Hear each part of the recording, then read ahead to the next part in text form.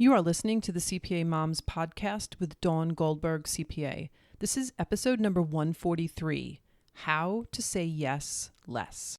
Welcome to the CPA MOMS Podcast, the podcast where busy female accountants who also happen to be moms like you get practical support and solutions you need to have it all, a successful career and a happy family. If you are looking for the solution to overwhelm and mom guilt, if you'd like to feel better and have more balance, as well as learn how to take back control of your life, you've come to the right place. Hey there, welcome back to this week's show. I hope you had a great week. Before we get started, I'm recording this on Father's Day 2021, and CPA Moms would just like to extend a warm, happy Father's Day to all the fathers, all the stepfathers, all the grandfathers, all the father figures that are in our lives and in your lives and in your children's lives. And every Father's Day, I make it a point of also wishing a happy Father's Day to all the single mothers out there. And the reason that I do this is I was a single mom for a number of years. And if you're a single mom, you know that you often have to take on both roles of mother and father. And so I just want to wish you also a happy Father's Day and just recognize the fact that you are doing an amazing job. We see you. We really do see all the things that you have on your plate. So happy Father's Day to all the fathers and happy Father's Day to all the single mothers. All right, so let's get started with this week's episode. This is episode number 143. And the title is How to Say Yes Less. So a number of years ago, I think I shared it on the podcast, that I hosted a monthly women's group in my home where we chose personal development topics to work on over the course of a year. I did this women's group for a number of years. This one year in particular, we chose the book, A Year of Yes. And this book is by Shonda Rhimes. If you don't know who Shonda Rhimes is, she's the amazing creator of shows like Grey's Anatomy and recently the Netflix huge success, Bridgerton. As are all of you and me, Shonda Rhimes is a super busy working mom, just trying to balance the demands of her job with also being a single mother to 3 girls, putting, like all of us, her true desires at the bottom of her to-do list. But what she shares in the book is that after an exchange with her sister one Thanksgiving, where her sister just muttered under her breath, "You never say yes to anything," Shonda decided to spend the following year doing like an experiment, saying yes to everything she feared. And she chronicled that year in the New York Times bestselling book, A Year of Yes. And so my women's group followed Shonda's book and her monthly prompts in our study of the book. And we learned how to say yes to things like compliments, having fun, and learning how to say yes to our bodies, just to name a few of the topics. That year-long journey with Shonda by our side and each other made us grow in ways we hadn't challenged ourselves to grow before ever. But while that exploration was incredibly powerful, in order for each of us to start to address and to face our fears, especially as women, over the years, I've noticed a trend with a lot of the accountant moms that I speak to and the accountant moms that I coach. And these super smart, super capable women are too frequently saying yes to others at the expense of themselves. For example, their knee-jerk reaction to their children's request for 5 different things for dinner is yes, even though it's going to create a lot more work for them at the end of their busy workday. Or they automatically say yes to the friend who invites them to buy something at something like a Pampered Chef party, even though there's nothing they need and honestly can actually afford. These women are the ones that everyone calls on when they need a favor, knowing that they'll hear yes, but not knowing the challenge that yes then becomes. Their altruistic, selfless desire to help where they can, to be there for others and to play a small part in making others happy. It sounds lovely to the outside world. But as a coach, I am privy to how it feels to them on the inside and then the unwanted results that it creates. Unfortunately, these hardworking, self-sacrificing women and mothers are so tired mentally, emotionally, and physically, but they can't seem to stop. Sometimes their efforts are rewarded with appreciation, but many times their efforts go completely unnoticed, leaving them exhausted and eventually feeling resentful and feeling like they're being taken for granted. So let me ask you, can you relate? Are you the person who says yes more often than you'd like to? Does saying no feel uncomfortable to you? Do you cringe at the thought of other people being disappointed or unhappy with you? Do you worry about what other people will think or say if you said yes less? Really think about those questions. If the thought of saying yes less is appealing, but it's also a little scary, then this episode is for you. There's nothing wrong with saying yes less. You just need to understand why you are so challenged with saying no, and I can show you how. So this week I'm going to discuss why it's challenging for women to say yes less and how you can start. So let's start with why it's challenging. Now, first off, if you have trouble saying yes less or saying no more, it's really not your fault. This is really important to acknowledge because what often happens for a lot of women is that you find something challenging to change about yourself, and then you add layers of self-judgment and blame and shame on top of it. You wind up either believing there must be something wrong with you if you can't change some aspect of yourself that you'd like to change, or you feel the need to look to others to validate how hard it is, and then you gravitate towards them. And so you have this like crazy cycle of blame, shame, and then validate, gravitate. And it's what often leads to most of us being stuck and not being able to say yes less. When you get caught in this cycle, it can seem like it's impossible to say yes less or to say no more. Before you know it, you're going to a party you don't want to go to, you're working on the weekends when it's not necessary, and you're taking care of things that others are completely capable of doing for themselves. If you've been having trouble saying yes less, you also might be having a tug of war going on where on the one hand, you're feeling exhausted, but on the other hand, you're also feeling a sense of pride or maybe a sense of worth. While you might have growing resentments for the things that you say yes to when you really want to say no, you might also look at how happy your yes has made someone else. And then you make it okay that you said yes. The truth is that it's challenging for women, especially working moms, to say yes less because you have a human brain. And that brain has been taught how to think over many, many years.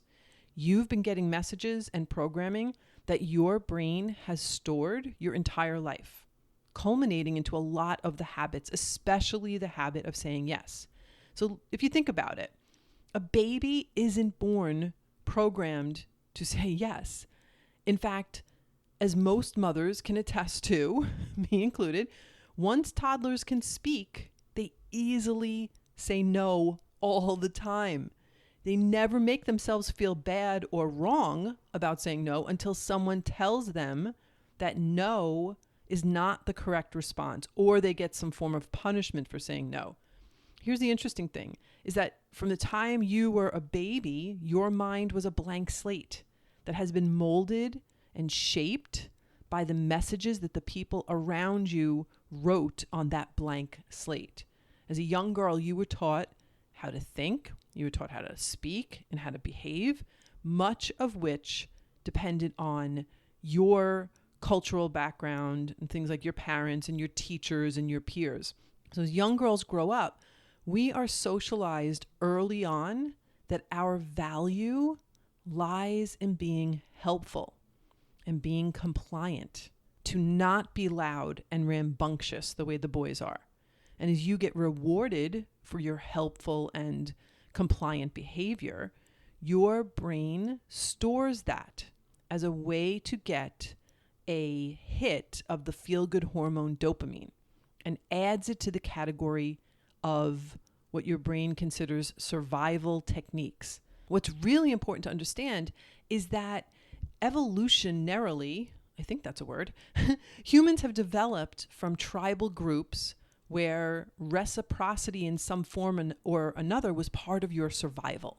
Right? If you think about it, people who didn't help the group or didn't help the tribe weren't helped in return, and they probably died out, making the genes that were passed on really those of the people who said yes more. There's even a stronger tendency to say yes more when there's an ongoing relationship with someone, or maybe you think you might need something from a person in the future. But even in a random encounter with a stranger, it's often pretty hard for women to say no when someone asks for something. And unfortunately, you just need to look at the Me Too movement and you can see how challenging it can be for women to say no and how strongly we've been conditioned to say yes, especially to those in power. On top of the social conditioning to say yes, we also have layer upon layer of shame, both when we say an inauthentic yes, but also when we're uncomfortable saying no.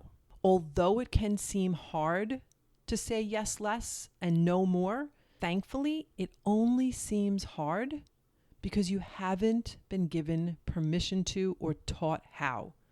The only reason anything seems hard at first is because it's unfamiliar to your brain.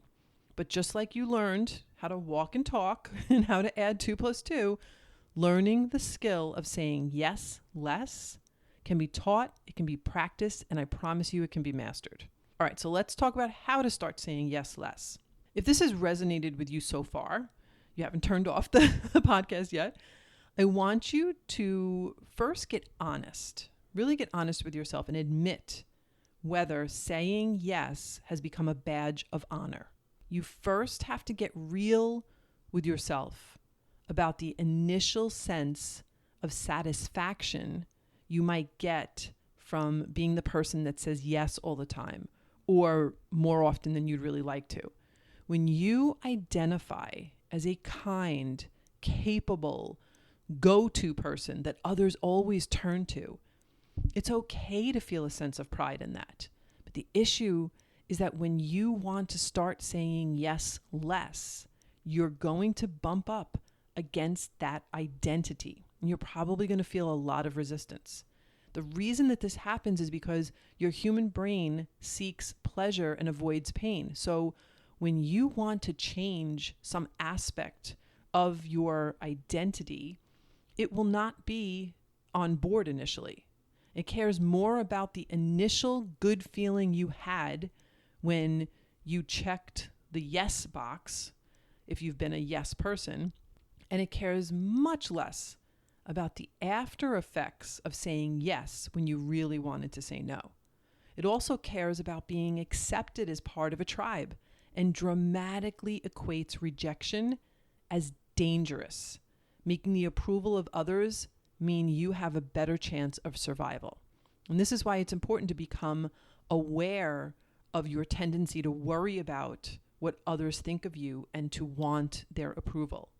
So now that maybe you've acknowledged that saying yes might have become a badge of honor, or that you think saying no will somehow affect how others think of you, I suggest you start to redefine what a quote unquote good person does.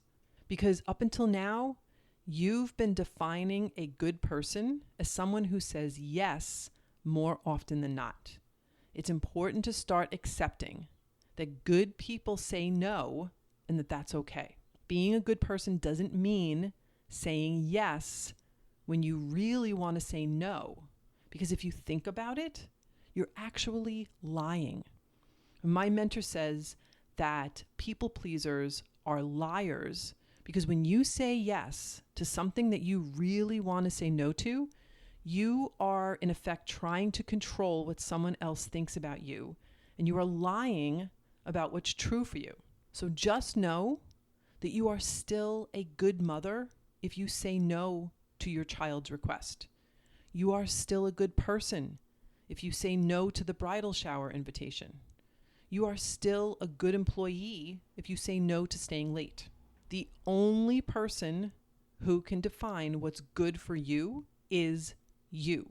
So the next thing I want you to see is that when you say yes to one thing, you're also saying no to something else. And if you're like most of the women that I speak to and that I coach, the thing that you're typically saying no to is yourself. So let me give you an example. When you say yes to your boss's request to work late, you're saying no to your desire to spend more time with your family. When you make your children's beds, even though they're capable of doing it themselves, you're saying yes to them, but you're also saying no to teaching them responsibility, as well as saying no to the time that you could be spending doing other things. And remember, as women, we are taught to say no to ourselves more than anyone else, which then culminates into physical and emotional, and especially for accountants, mental burnout. In order to start saying yes less to others, you have to acknowledge the ways that your yes to someone else is a no to you. No matter how long you've been saying yes to others and no to yourself, you can learn how to choose you. And honestly, I get it. It is a process, just like learning how to stop people pleasing is a process. But you absolutely can learn how to start saying yes less to others and start saying yes more to yourself. It's going to feel uncomfortable at first, but just know that it's supposed to, because this is new to your brain and it's going to think that something has gone completely wrong. But I promise you that nothing's gone wrong if you feel anxious or you feel worried as you start to say yes less. This is just your brain doing what it's supposed to do when you're working on changing one habit for another.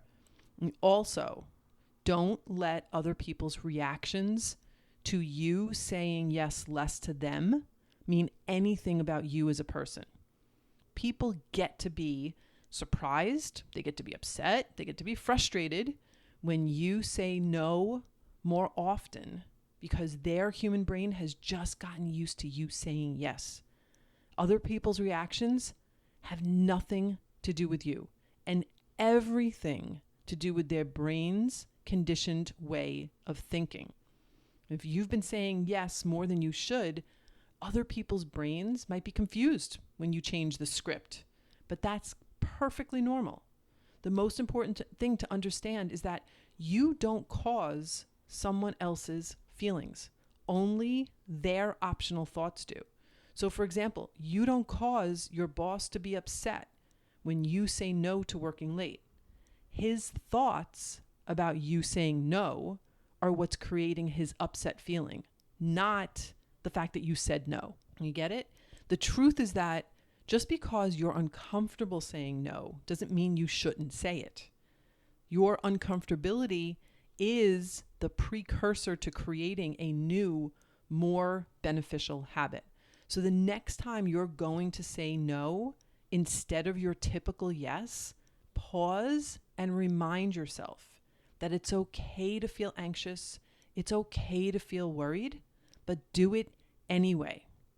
Over time, your brain will get used to this new way of being, and the uncomfortability will subside as your new habit is formed. And the last thing that I want to suggest is that you allow the urge to say yes. You allow that urge to be there without acting on it. Now, this might be super, super uncomfortable at first, but this is going to be incredibly helpful in changing the habit of saying yes more than you want to. Before you say yes, pause. Don't act on the urge. Question why you would say yes. Make sure you like your reasons, and make sure you aren't doing it out of fear of what someone else will think or do if you say no. Now, eventually you'll realize that when you do say yes to someone or something, it's because you really do want to say yes, not because of some old habit or belief about what good, kind, capable people do. I promise you that over time, it does get easier to say yes less. The best part is that what you do say yes to is true for you. You like your reasons, and you'll begin to really like the version of you that honors the truth. So in summary, are you the person who says yes more often than you'd like to? Does saying no feel uncomfortable to you? Do you cringe at the thought of other people being disappointed or unhappy with you? Do you worry about what other people will think if you say yes less? You're not alone. You've been getting messages and programming that your brain has stored your entire life, culminating into a lot of your habits, especially the habit of saying yes. You just need to look at the Me Too movement, and you can see how challenging it can be for women to say no, and how strongly we've been conditioned to say yes, especially to those in power. Being a good person doesn't mean saying yes when you really want to say no, because if you think about it, you're actually lying. And finally, no matter how long you've been saying yes to others and no to yourself, you can learn how to choose you. All right, there you have it. That was episode number 143, How to Say Yes Less. Believe me, I get how challenging this can be. It really does tie into the topic of setting boundaries, of being a people pleaser, of our self-worth and our value. There's a whole bunch of underlying topics that really support us wanting to say yes more than we say no. I get it. But once you really address what it means to be a good person and to take a look at how you have been defining that, it's going to make such a huge difference. Once I learned how to get clear about what I wanted the definition of a good person to be, and that was not saying an inauthentic yes. That was not feeling resentful because I said yes. It really was taking a look and pausing before I said yes and really liking my reasons. Do I really want to say yes? In certain situations, I did. But more often than not, I was saying yes because of some old programming, because I was afraid of what other people would say or do. And once I removed that, it made such a huge difference. And so when I do say yes, I feel good about it. And when I do say no, sometimes it can still be a little uncomfortable, but it's definitely gotten so much easier. And my life has become so much more balanced. And I just feel like I'm more in integrity with what is true for me. And I hope that this episode resonated with you and that you can learn how to say yes less. All right. Have a great week, and I'll talk to you guys next week. Bye-bye. Thank you so much for joining me today. If you like what you heard, be sure to click subscribe on your podcast app so you never miss an episode. At CPA Moms, we pride ourselves on being the e-harmony of the accounting world, making it possible for business owners to have their accounting needs met by amazing CPAs that are moms just like you. Whether you are an accountant interested in growing your own solo mompreneur business, or perhaps you are looking for flexibility to work from home, or maybe you are looking to grow your current firm or team, CPA Moms has what you are looking for. Check us out at cpa-moms.com.